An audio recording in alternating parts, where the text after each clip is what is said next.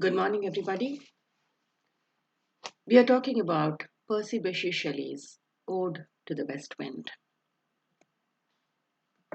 P.B. Shelley, as he is commonly called as, 1792 to 1822, is one of the major English Romantic poets.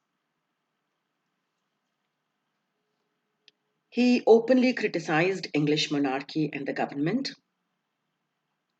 but along with John Keats, Lord Byron, Robert Southey, he belongs to the second generation of the Romantic poets.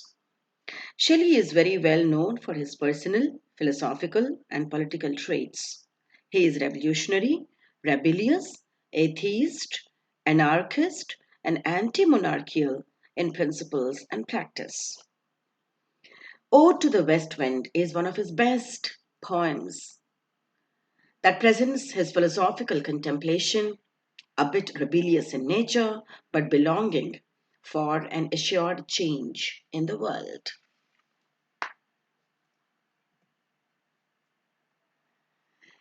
The Ode to the West Wind carries the central idea of a massive change and presents a picturesque description of the cosmic impact of the West Wind.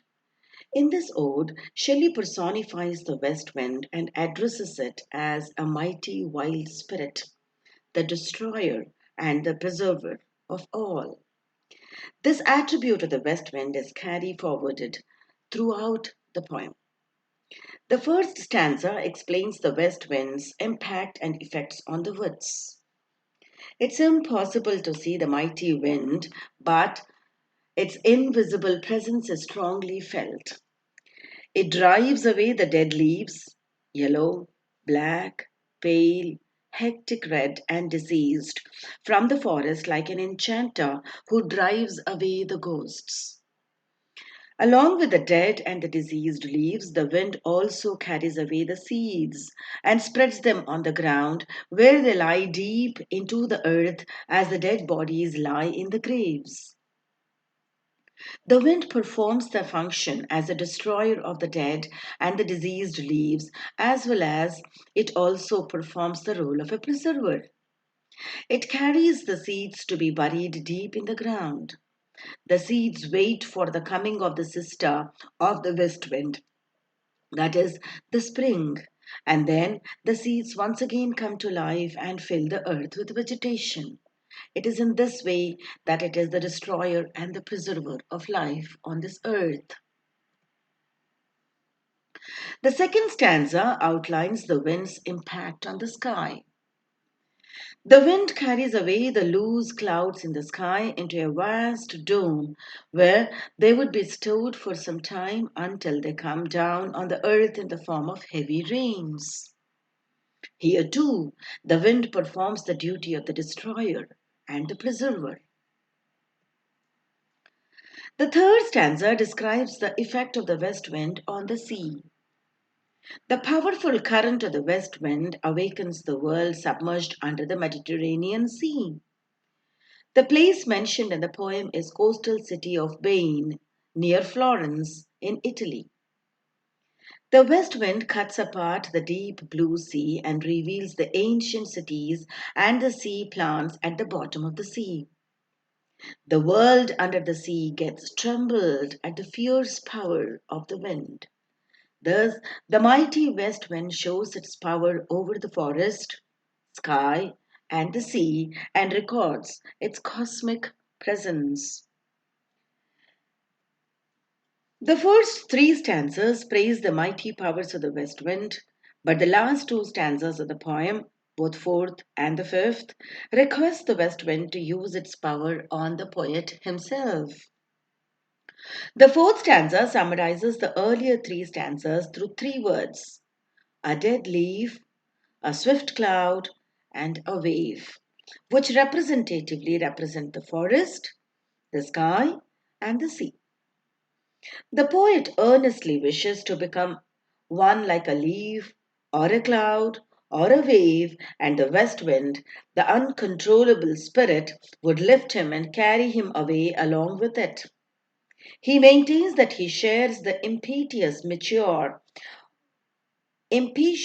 nature of the mighty wind. Similarly, he remembers his boyhood days and the immense energy he carried in those days.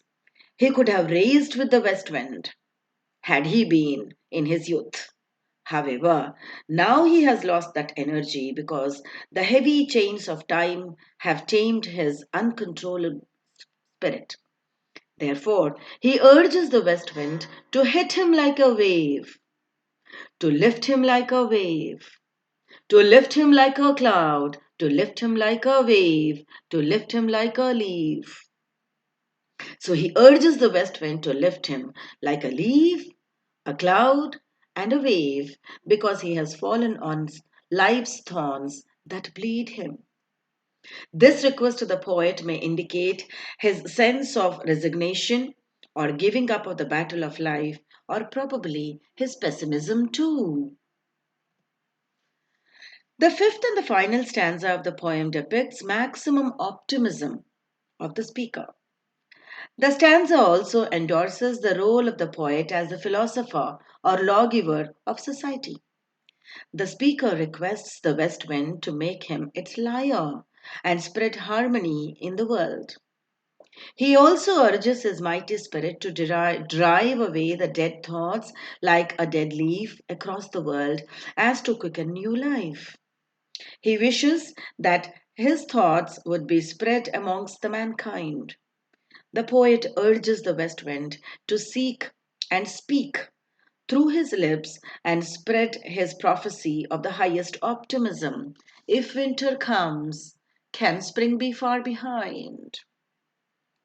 The poet makes allusion to the sure law of the seasons in nature. The seasons like the spring, summer, autumn, and winter follow their routine course. The night will be there, but with an assurance of the sweet morning. The winter will mark the death of nature, but with an assurance of the coming of the spring. Thus, the poet assures the world that change is inevitable. Even in the terror, untruth, or despotism has any success, it will not be for a longer time or eternal. It will be a passing phase, and it shall be shaken to the roots by some mighty current, like that of the west wind leading to the change. The poem has an immediate reference to the Peterloo massacre in Manchester that took place in 1819. So, the message of the poem is a consolation to the angry and the grieving citizens of England. The message at times is universal and timeless as it prophesies an assured change in any society across the universe and the time. This ode is written in 5 stanzas of 14 lines each stanza following a similar structure. In every stanza of the 14 lines, there are 4 stanzas of 3 lines known as the tercet, and a concluding couplet, a stanza of 2 lines. The rhyme scheme of the stanzas is A B C, A B A, B C B, C D C, D A D, and E E. The rhyme scheme of the stanza is A B A, B C B, C D C, D E D, and E E. In the tercets, every second line rhymes with the first and the third line to the next tercet. This form of rhyme scheme is known as terza rima, popularized by Dante in his poem Divine Comedy. The last couplet in each stanza passes a concluding remark on the argument developed in the previous 4 tercets. The couplet of the final stanza brings an emphatic and prophetic end of the poem. As it is an ode, the subject of the west wind has been treated with dignity and addressed in the elevated tone. The poetic devices like apostrophe, personification, hyperbole, alliteration, simile, and metaphor have been suitably used to give heightened effect to the entire poem. Thank you very much for having a patient hearing to this beautiful ode of Shelley. Bye for now.